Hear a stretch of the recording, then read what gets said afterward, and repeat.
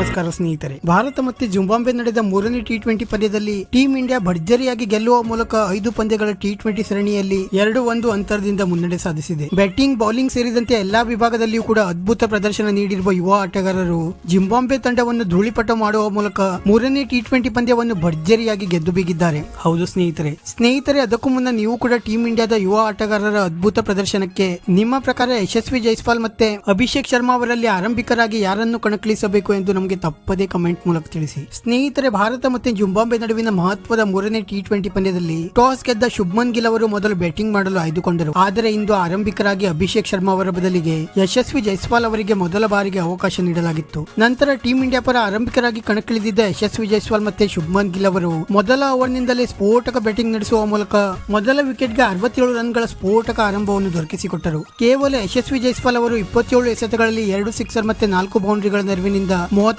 Run ಸಿಡಿಸಿ ಮಿಂಚಿದರೆ, ನಂತರ ಮೂರನೇ ಕ್ರಮಾಂಕದಲ್ಲಿ ಬ್ಯಾಟಿಂಗ್ಗೆ ಬಂದ ಅಭಿಷೇಕ್ ಶರ್ಮಾ ಅವರಿಗೆ ಇಂದು ಹೆಚ್ಚೇನು ಸ್ಫೋಟಕ ಬ್ಯಾಟಿಂಗ್ ನಡೆಸಲು ಸಾಧ್ಯವಾಗಲಿಲ್ಲ. 9 ಎಸೆತಗಳನ್ನು ಎದುರಿಸಿದ ಅಭಿಷೇಕ್ ಶರ್ಮಾ ಅವರು 1 ಬೌಂಡ್ರಿಯ ನೆರವಿನಿಂದ 10 ರನ್ ಸಿಡಿಸಿ ಸಿಕಂದರ್ ರಾಜಾ ಅವರಿಗೆ ವಿಕೆಟ್ ನೀಡಿ ಪೆವಿಲಿಯನ್ ಸೇರಿಕೊಂಡರು. ಆದರೆ ನಂತರ ಬ್ಯಾಟಿಂಗ್ಗೆ ಬಂದ ಋತುರಾಜ್ ಗಾಯಕ್ವಾಡ್ ಅವರು ಶುಭ್ಮನ್ ಗಿಲ್ ಅವರ ಜೊತೆ ಸೇರಿ ಎಷ್ಟೇ ಸ್ಫೋಟಕ ಬ್ಯಾಟಿಂಗ್ ನಡೆಸಲು ಆರಂಭಿಸಿದರು. ಒಂದು ಕಡೆ ಶುಭ್ಮನ್ ಗಿಲ್ ಅವರು ಅಬ್ಬರಿಸುತ್ತಿದ್ದರೆ, ಇನ್ನೊಂದು ಕಡೆ ಋತುರಾಜ್ ಗಾಯಕ್ವಾಡ್ ಅವರು ಕೂಡ ಅಷ್ಟೇ ಸ್ಫೋಟಕ ಬ್ಯಾಟಿಂಗ್ ನಡೆಸಲು ಆರಂಭಿಸಿದರು. ಶುಭ್ಮನ್ ಗಿಲ್ ಅವರು 49 ಎಸೆತಗಳಲ್ಲಿ 3 ಸಿಕ್ಸರ್ ಮತ್ತೆ 7 ಬೌಂಡ್ರಿಗಳ ನೆರವಿನಿಂದ ಭರ್ಜರಿ 66 ರನ್ ಸಿಡಿಸಿ ಮಿಂಚಿದರೆ, ಋತುರಾಜ್ ಗಾಯಕ್ವಾಡ್ ಅವರು 28 ಎಸೆತಗಳಲ್ಲಿ 3 ಸಿಕ್ಸರ್ ಮತ್ತೆ 4 ಬೌಂಡ್ರಿಗಳ ನೆರವಿನಿಂದ 49 ರನ್ ಸಿಡಿಸಿ ಭಾರತ ತಂಡದ ಮೊತ್ತವನ್ನು 182 ರನ್ಗಳಿಗೆ ತಲುಪುವಂತೆ ಮಾಡಿದರು. ನಂತರ 183 ರನ್ಗಳ ಬೃಹತ್ ಗುರಿ ಬೆನ್ನಟ್ಟಿದ್ದ ಜಿಂಬಾಬ್ವೆ ತಂಡ ಕೇವಲ 9 ರನ್ಗಳಿಗೆ ಮೊದಲ ವಿಕೆಟ್ ಕಳೆದುಕೊಂಡು ಆರಂಭದಲ್ಲಿಯೇ ಸಂಕಷ್ಟಕ್ಕೆ ಸಿಲುಕಿತು. ನಂತರ ಬಂದ ಬ್ಯಾಟ್ಸ್ಮನ್ ಗಳಿಂದಲೂ ಕೂಡ ಅಷ್ಟೊಂದು ಸ್ಫೋಟಕ ಬ್ಯಾಟಿಂಗ್ ನಡೆಸಲು ಸಾಧ್ಯವಾಗಲಿಲ್ಲ. ಈ ಹಂತದಲ್ಲಿ ಜಿಂಬಾಬ್ವೆ ತಂಡ ಒಂದರ ಮೇಲೊಂದು ವಿಕೆಟ್ ಕಳೆದುಕೊಂಡು ಕೇವಲ 39 ರನ್ಗಳಾಗುವಷ್ಟರಲ್ಲಿ